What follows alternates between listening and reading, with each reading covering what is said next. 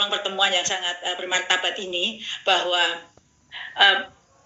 setelah sekian lama, beberapa waktu yang lalu sampai kemudian ada guru-guru honor di sekolah, Pak Menteri Nadiem itulah yang mengambil risiko, tidak hanya sekedar narasi, tapi mengambil risiko pekerjaan yang sangat tidak seksi ini berbeda-beda dalam Pasenas. Di Kemendikbudristek, tusinya adalah mengusulkan dan menghitung kebutuhan. Mohon dipahami, jangan memaksa Kemendikbud untuk mengangkat, itu tidak mungkin. Kemendikbud tugasnya adalah mengusulkan kebutuhan berdasarkan data kami. Lalu menyelenggarakan seleksi itu pun berkolaborasi dengan Panselnas. Yang mengumumkan adalah Panselnas, bukan Kemendikbud. Jadi ini yang harus Bapak Ibu tahu dulu, supaya tidak berinterpretasi narasi yang salah. Ini ada kebutuhan kita usulkan ke Menpan RB tahun 2022 ini adalah 781.844. Namun Bapak Ibu, setelah usulan ditetapkan oleh Menpan menjadi formasi dan disampaikan ke Menkyu untuk anggarannya, nanti Bapak Ibu bisa cek ya, surat dari DJA itu termasuk 781.000 orang. Namun dalam rakor, Bapak Ibu, pemerintah daerah hanya mengajukan 131.000 saja. Bapak Ibu, kami ngamen, Bapak Ibu ya, ke pemda-pemda agar formasinya ditambah supaya banyak guru yang lebih banyak yang terangkat. Sehingga kita datangi di Region 1, Region 2, Region 3, Region 4. Jadilah formasi itu menjadi 319.029. Alhamdulillah, sekarang kita berkolaborasi dengan baik dengan PGRI. Saya sangat menaruh harapan pada PGRI sesuai dengan tugas kita masing-masing.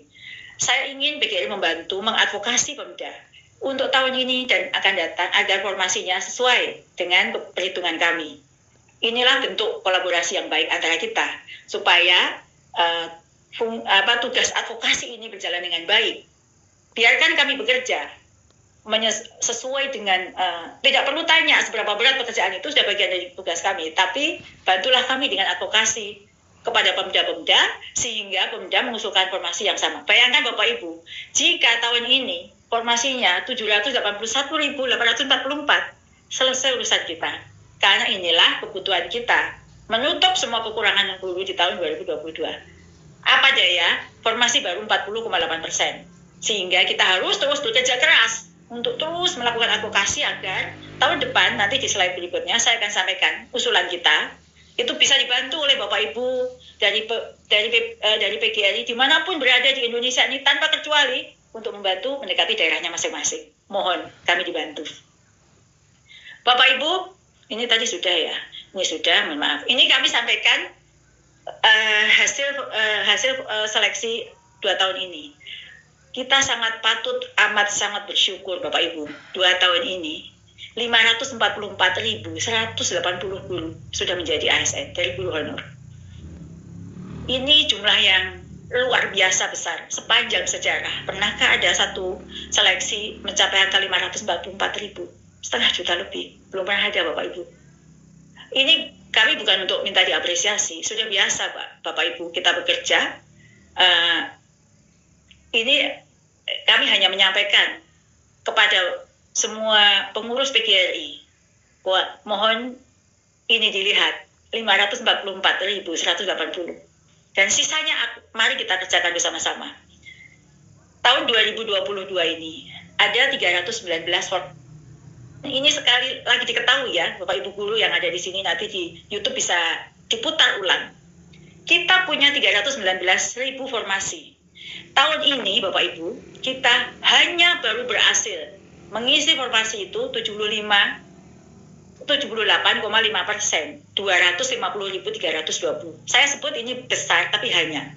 Masih ada 68.709 formasi yang kita kembalikan ke Pemda, tidak diisi.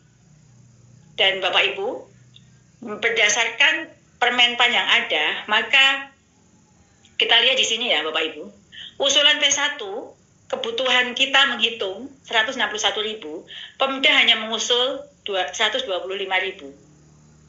P2 dan P3 seperti ini. Ini hasil akhirnya.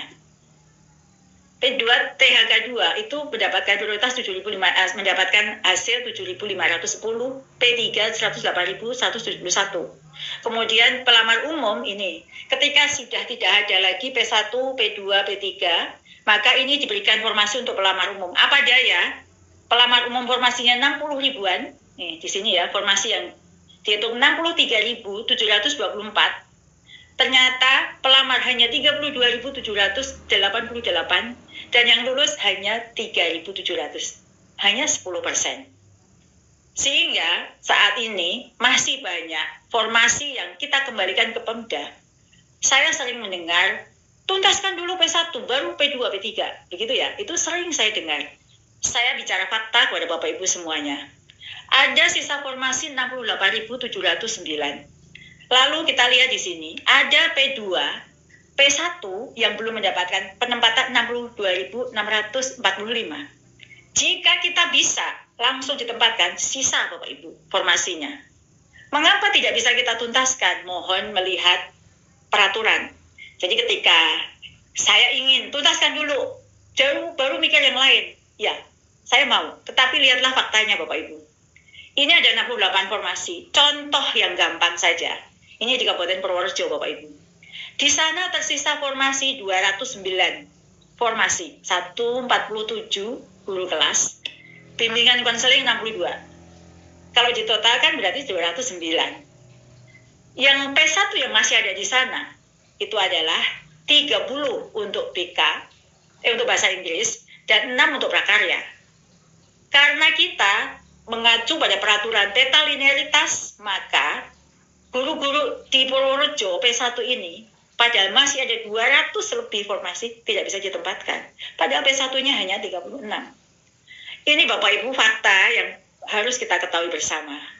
Loh kenapa dulu kalau memang kayak gitu kok ada P1? P1 itu sebenarnya hanya melewati ambang batas, belum lulus. Lolos ambang batas, belum lulus. Siapapun yang melalui ambang batas, itulah P1 tahun 2021. Saya lanjutkan Bapak Ibu, mengapa ada formasi yang kosong, ada formasi yang tidak ada pendaftarnya di daerah timur, tadi yang datang ke sini semuanya. Kelulusan pelamar umum sedikit, jumlah ketersediaan formasi tidak sesuai dengan jenis mata pelajarannya. Ini adalah distribusi daerah-daerah formasi yang tersisa dari hasil seleksi ini. Berapa yang paling banyak? 20 besar formasi yang tidak terserap. Ada tempatnya, tidak ada gurunya.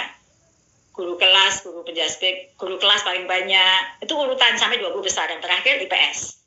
Di mana daerah-daerah yang tidak terserap, makin ke bawah ini adalah daerah timur, misalnya Papua ini yang paling banyak, Papua Barat, di atasnya Maluku Utara. Lalu di mana ada sisa formasi yang besar yang tidak terserap, kota besar, Jawa Tengah 2.400, Jawa Timur 2.400, kemudian ada lagi yang mencapai angka 7.000.